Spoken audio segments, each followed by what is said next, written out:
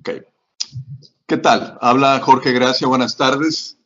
Vamos a iniciar esta plática del Forex peso a raíz de esta estabilidad cambiaria que hemos estado presenciando por más ya de 4 semanas, desde finales del 2018. Bueno, la pregunta es, ¿hasta cuándo puede durar esta estabilidad del tipo de cambio? ¿Y cuáles serían los determinantes que deberíamos de estar monitoreando para ver algún cambio en ellos que nos pudieran anticipar alguna modificación en esta estabilidad que hemos estado viendo?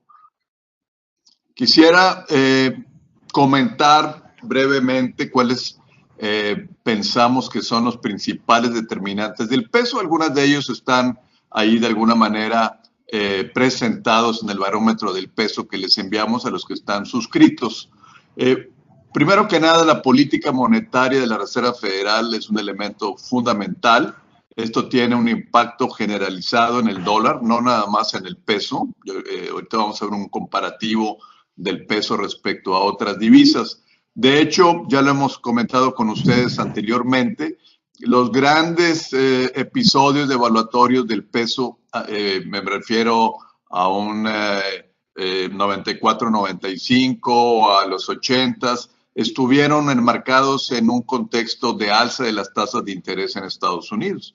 Entonces es bien relevante, no nada más para el peso, sino en general para el comportamiento del dólar en el mercado de divisas. Hubo un cambio ayer en la postura de la Reserva Federal, que es lo que vamos a comentar ahorita más adelante. Por otro lado, muy importante ya para la particularidad del peso mexicano, ¿cuál es la política monetaria de Banco de México? Esto fue bien claro en este periodo del 2015-2016, en donde Banco de México se mostró muy complaciente con la política monetaria, titubeando entre sí subo las tasas, no las subo, ¿para qué las subo si la inflación todavía no se manifiesta, a pesar de que el tipo de cambio iba para arriba? Y bueno, ese titubeo o esa complacencia en Banco de México pues se manifestó en un alza muy importante del tipo de cambio. Un tercer punto son las finanzas públicas.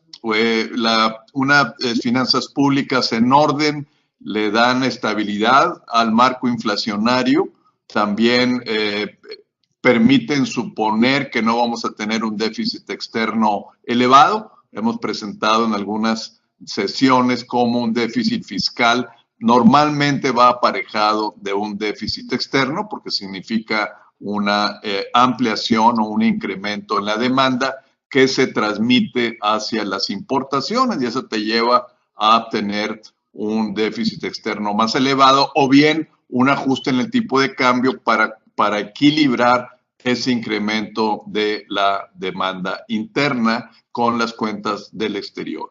Y por último, el riesgo país. El riesgo país que te refleja la percepción que tienen los inversionistas respecto a la capacidad de pago de los emisores de la deuda. En este caso estamos hablando del riesgo soberano o en el caso de ayer, como todos los, seguramente ustedes lo saben, pues en el caso de Pemex, ¿no?